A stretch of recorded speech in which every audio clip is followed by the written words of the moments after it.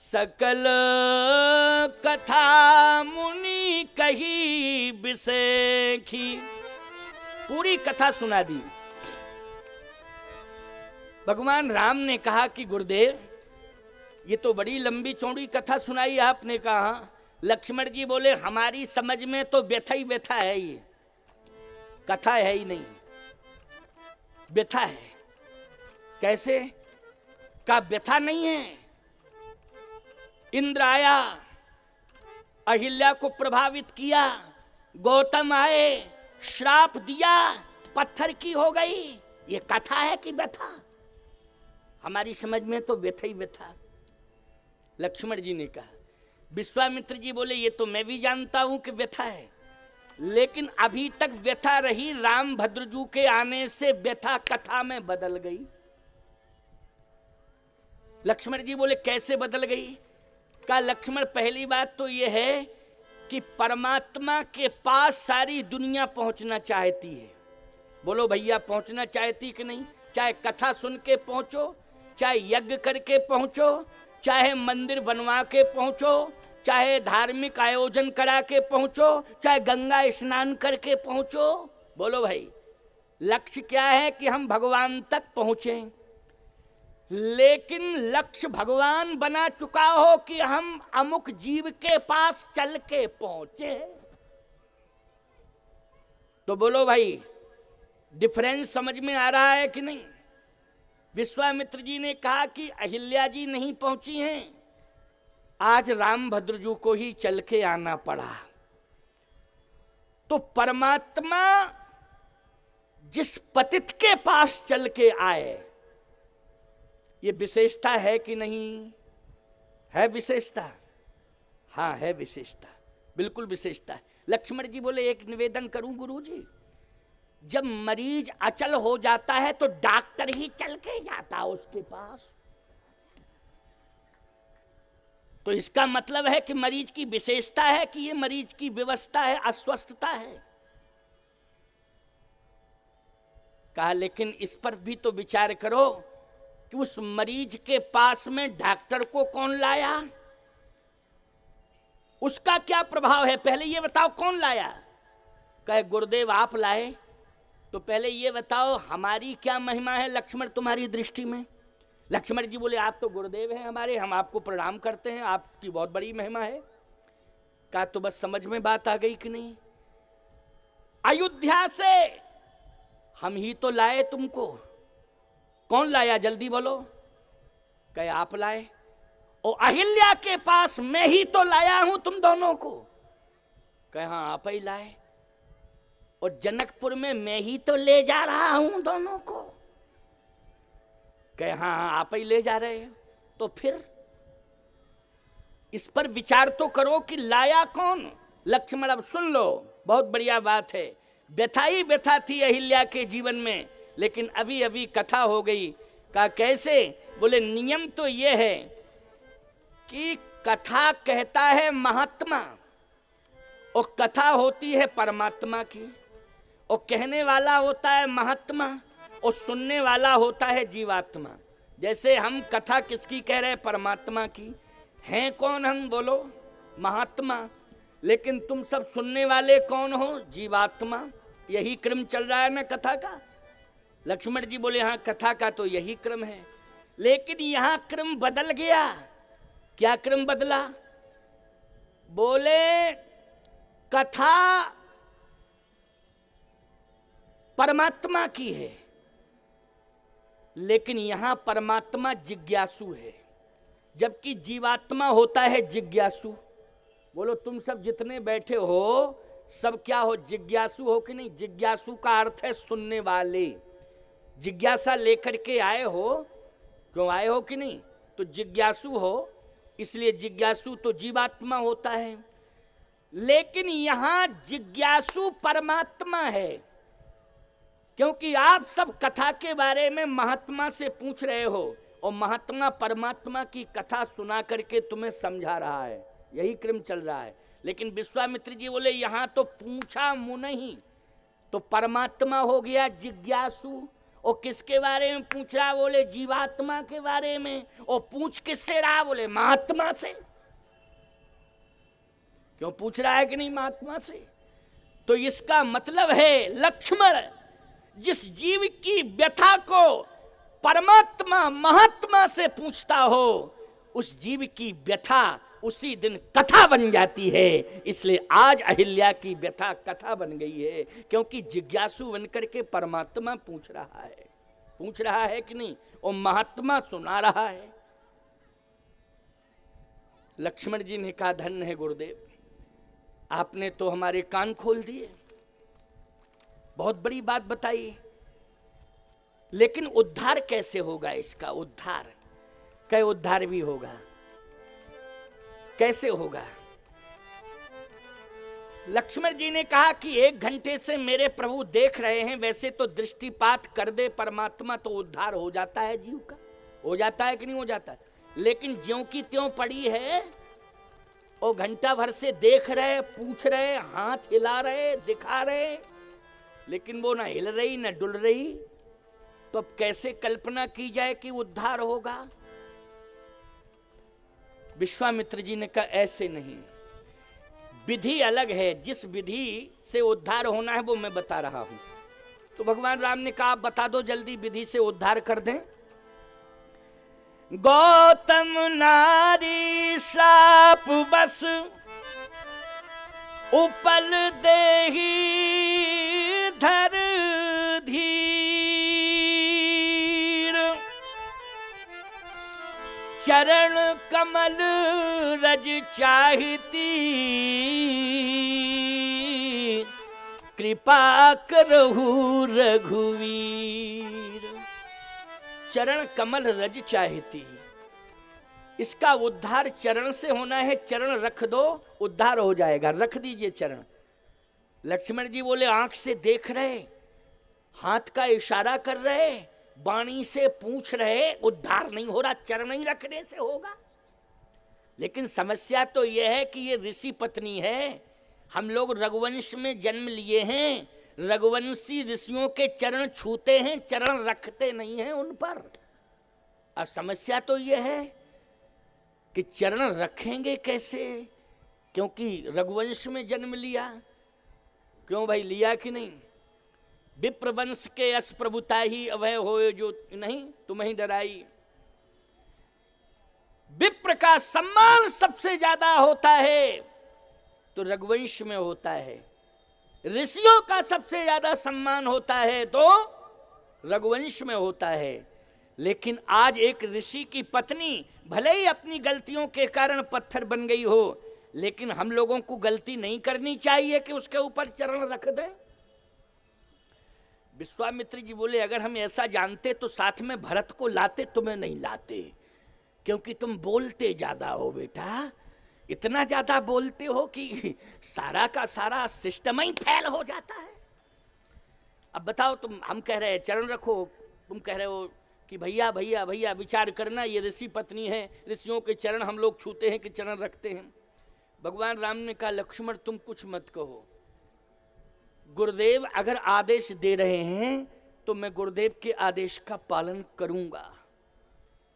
भैया तो ठीक है, आप स्वतंत्र हैं, कर सकते हैं पालन, ये मैं कब कहता हूं कि नहीं। कहा विश्वामित्र जी ने कहा तो चरण रखो। जैसे ही भगवान राम ने चरण रखा तो न हिली न डुली न बोली। लक्ष्मण जी बोले हमने क्या कहा था कि घंटों से देख रहे हैं, वाणी से बोल रहे हैं, प्रभाव नहीं पड़ रहा है, अब चरण रख दिया, न हिल रही न डुल रही न बोल रही, चरण का चरण रखवा दिया, हुआ कुछ नहीं। विश्वामित्र जी ने कहा ये तो मुझे भी आश्चर्य लग रहा है कि चरण रखने के बाद भी रामभद्र जो कोई प्रतिक्रिया नहीं हो रही। भगवान राम बोले मैं क्या जानूं, आपने कहा चरण रखो, मैंने रख दिया।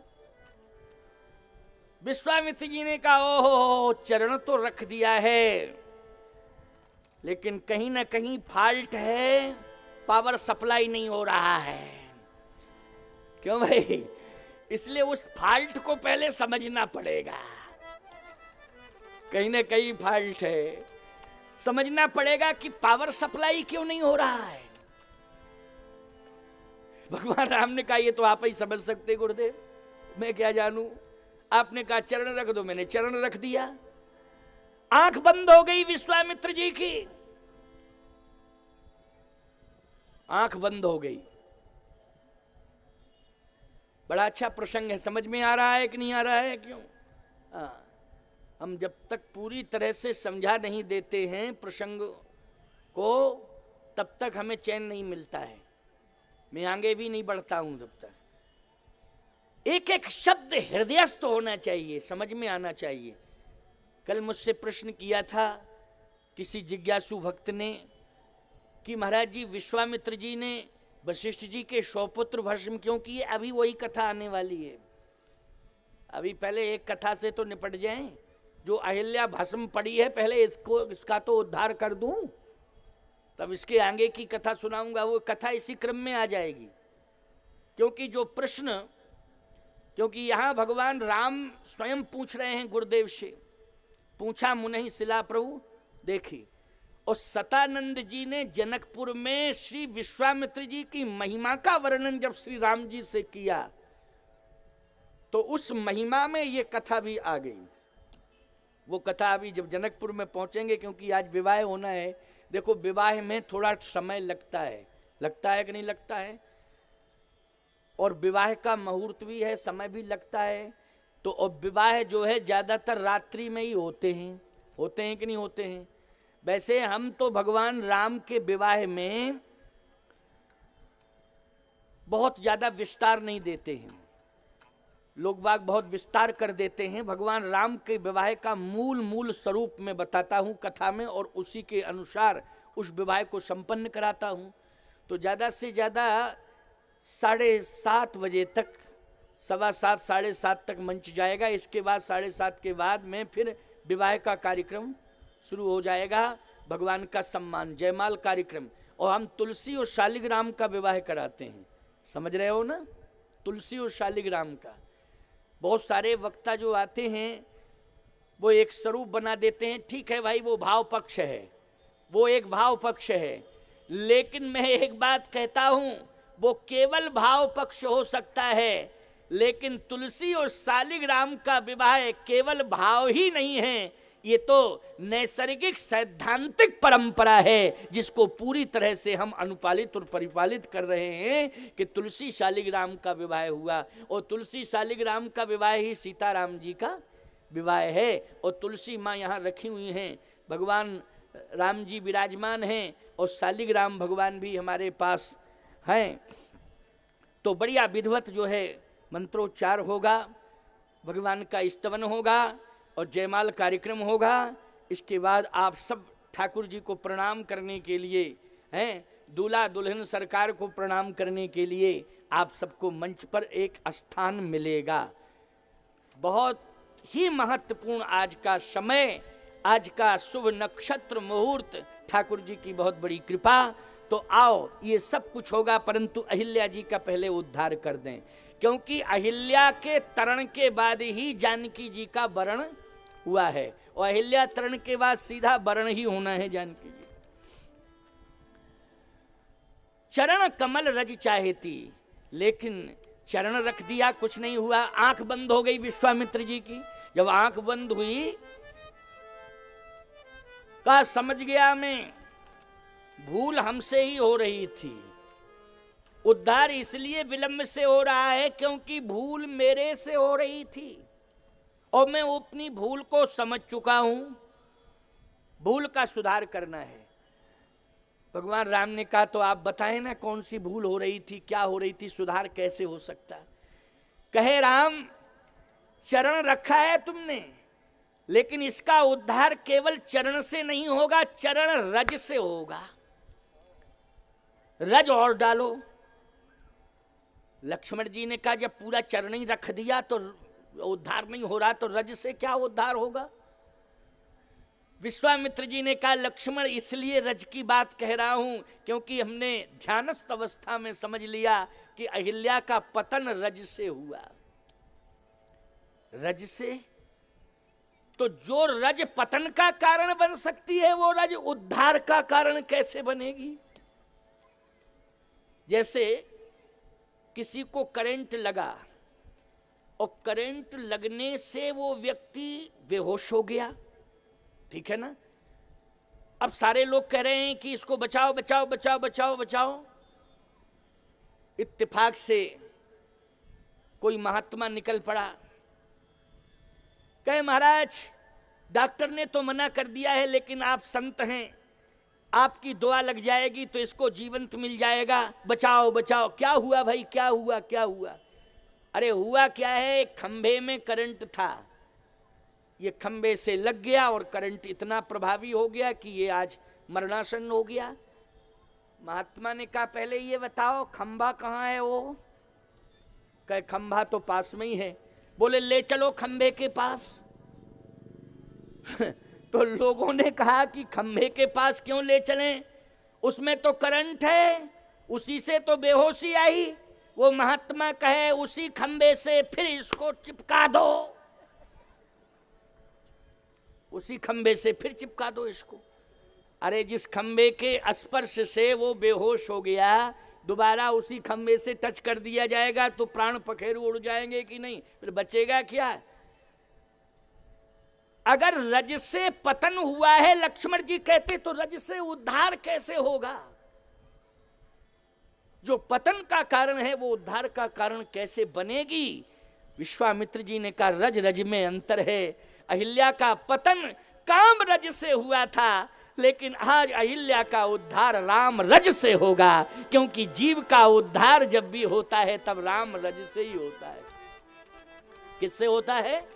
राम रज से। आज हम भगवान का चरणोदक लेते हैं, उसमें रजई तो है, वो रज ही हमारे काम को समाप्त करती है। ये राम रज है जिससे काम रज का प्रभाव समाप्त हो जाता है, काम का प्रभाव सदा सदा के लिए समाप्त हो जाता है। राम रज की जरूरत है। बोलो राम रज की सबको जरूरत है ना? इसलिए थोड़ी सी रज डाल दो। भगवान राम ने कहा आप कहते हैं तो मैं रज भी डालता हूं। चरण कमल रज चाहती, कृपा करहु रघुवीर। और जैसे ही चरण रज डाली भगवान ने, अहिल्या प्रकट हो गई प्यारे उस पत्थर से, अहिल्या प्रकट हो गई। आए हम लोग प्रार्थना कर लें। पर सत पद पावन शोक नशावन, प्रगट भई तप पुंज सही। पर सत पद पावन शोक नशावन, प्रगट हुई तप पुंज सही। देखत रघुनायक जन सुखदायक, सन्मुख होए कर जोर रही। देखत रघुनायक जन सुखदायक, सन्मुख होए कर जोर रही। अति प्रेम अधीरा पुलक शरीरा, गल नयन जल मुख नहीं आवे बचन कही। अति प्रेम अधीरा पुलक शरीरा, मुख नहीं आवे बचन कही।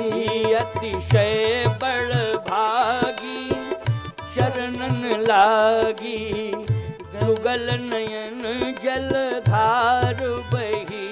अतिशय बड़ भागी शरणन लागी, जुगल नयन जल धार बही। जुगल नयन जल धार बही। ओ जुगल नयन जल धार बही।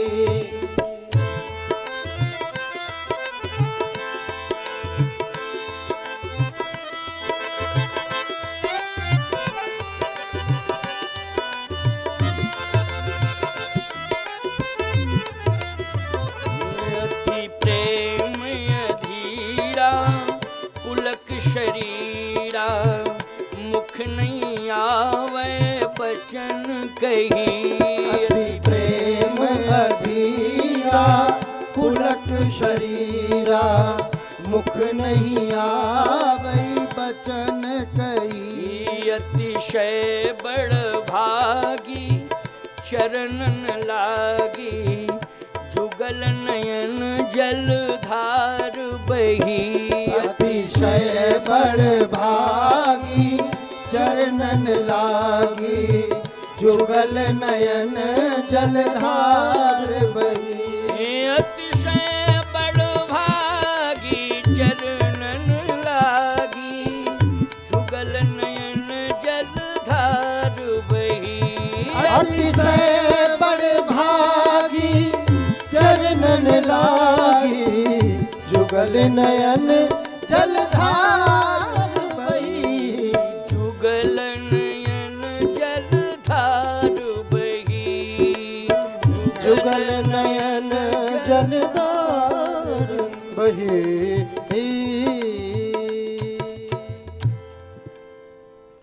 नेत्रों से अश्रु प्रपात हो रहा है। देखो ये दृश्य है, अहिल्या प्रकट हो गई, नेत्रों से अश्रु प्रपात हो रहा है। मुख नहीं आवे वचन कही, किस मुख से मैं प्रशंसा करूं। अकारण करुणा वरुणालय मैंने सुना था, जो नाम सुना था वो आज साकार हो गया है। क्योंकि कितना करुणा वरुणालय है वो प्रभु, कि इस पतिता का उद्धार करने के लिए स्वयं चल के आ गया।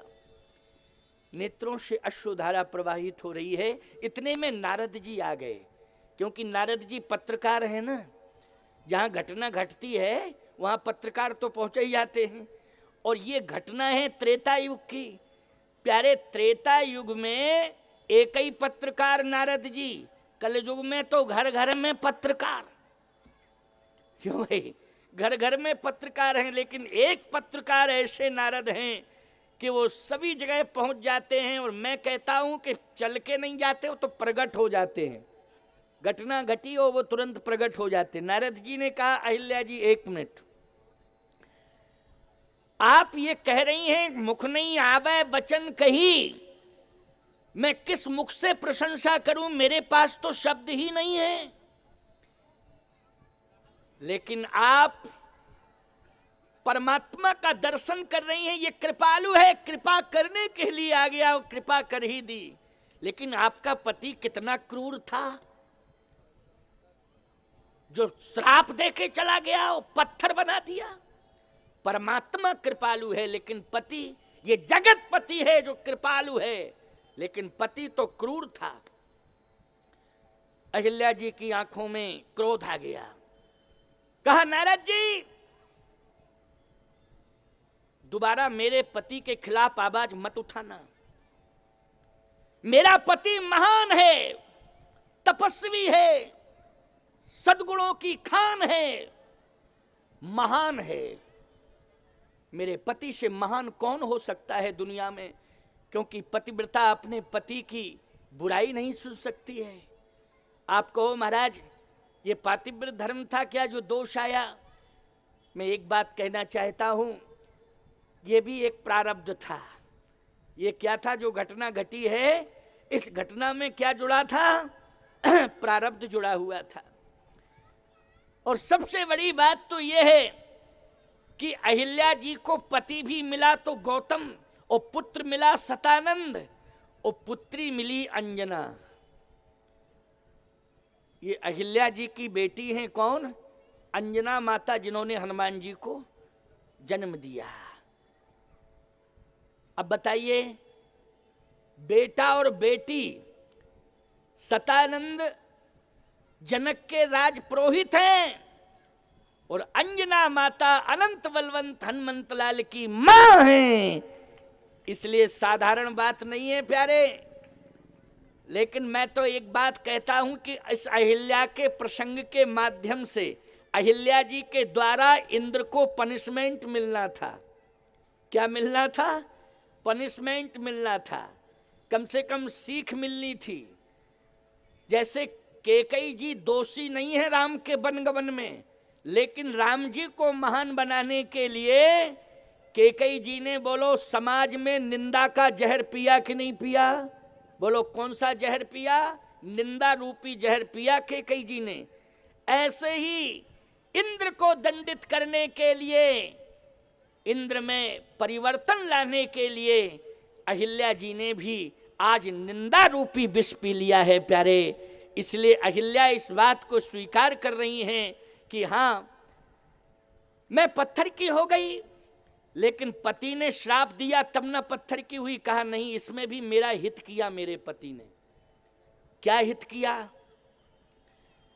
अहिल्या जी कहती हैं कि मेरे पति का जो श्राप था, देखने में लग रहा था कि श्राप है, लेकिन वो अहिल्या के लिए वरदान साबित हो गया है। वो श्राप नहीं, वरदान।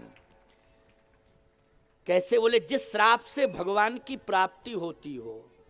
जरा सोचो जरा, जिस श्राप से भगवान की प्राप्ति हो रही हो, वो श्राप है कि वरदान? बोलो है वरदान कि नहीं?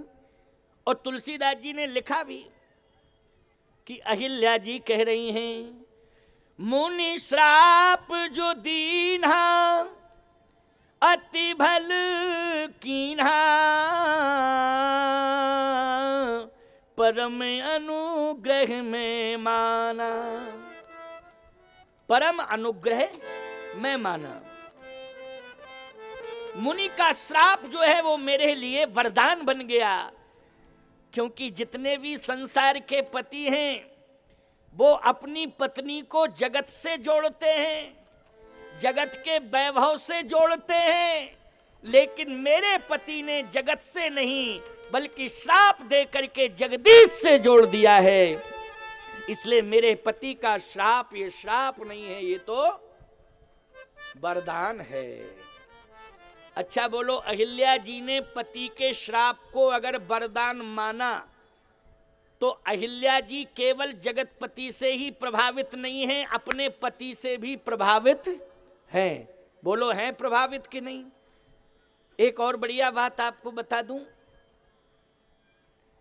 आजकल अगर वर्तमान में ये घटना घटी होती और किसी अदालत में अगर केस जाता तो जज यही कहता कि नारी के पक्ष में मेरा डिसीजन है, पुरुष ने ये बहुत बड़ी भूल की है, लेकिन फिर भी मैं पत्नी से पूछूंगा कि पति को कौन सा दंड मिलना चाहिए। पत्नी स्वयं बतावे। बताइए आप।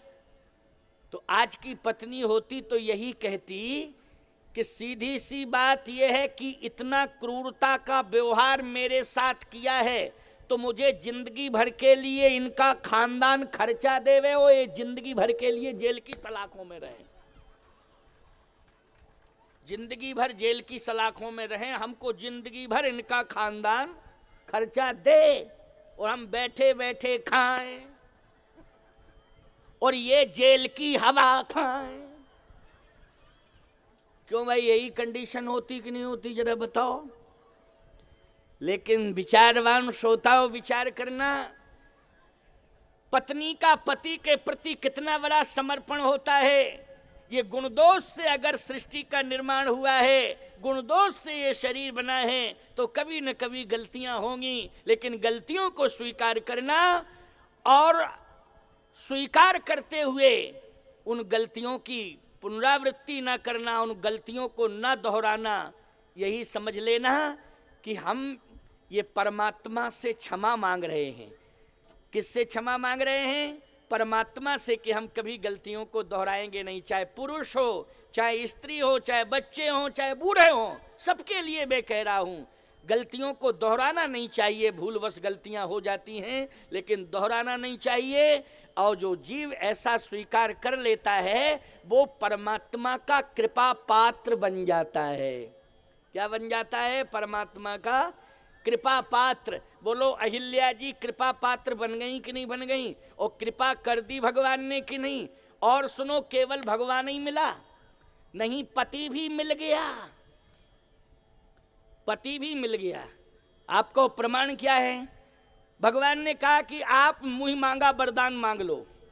जितना वरदान आप मांगेंगी, जो मांगेंगी हम वही वर देंगे आपको। आपका मन वांछित वर आप मांग लो। अहिल्या जी चाहती तो तमाम मांगे थी उनको रख देती, भगवान पूर्ति करते, ऐसी बात नहीं। लेकिन वृंदा ने तो भगवान को ही मांगा, अपने पति को नहीं मांगा जलंधर को, क्योंकि उसमें दोष था। क्या था? दोष था, वो दैत्य था। नहीं मांगा वृंदा ने कि हमें वही पति चाहिए, नहीं कह देती उसको जीवित कर दो और उसमें परिवर्तन कर दो, नहीं। लेकिन अहिल्या जी ने गौतम ऋषि को ही मांगा। मांगा कि नहीं मांगा? क्योंकि गौतम ऋषि में किसी भी प्रकार का दोष नहीं था प्यारे, वो पवित्र आत्मा थे, परम तपस्वी थे। इसलिए अहिल्या जी ने भगवान से किसको मांगा? गौतम ऋषि को ही।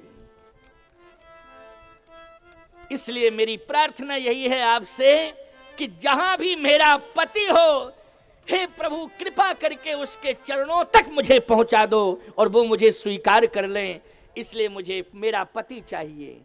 तो आपको सब मालूम है, गई पतिलोक आनंद भरी, जो अति मन भावा सो बर पावा, गई पतिलोक आनंद भरी।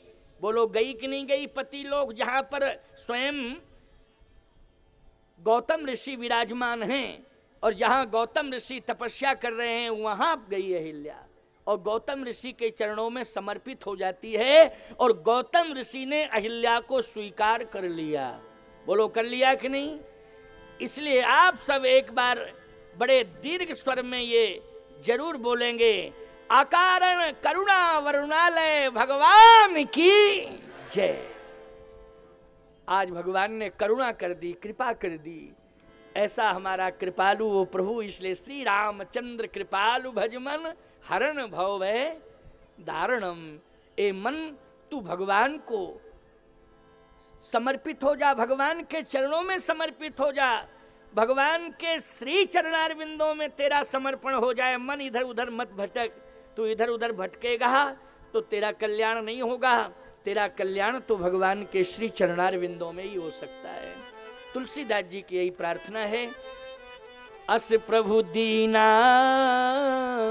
अस प्रभु दीन बंधु हरि, अस प्रभु दीन बंधु हरि, कारण रहित दयाल, तुलसीदास सठता है भज छाण कपट जंजाल। तुलसीदास सठता है भज छाण कपट जंजाल। अहिल्या का तरण हुआ। जैसे अहिल्या जी का तरण हुआ,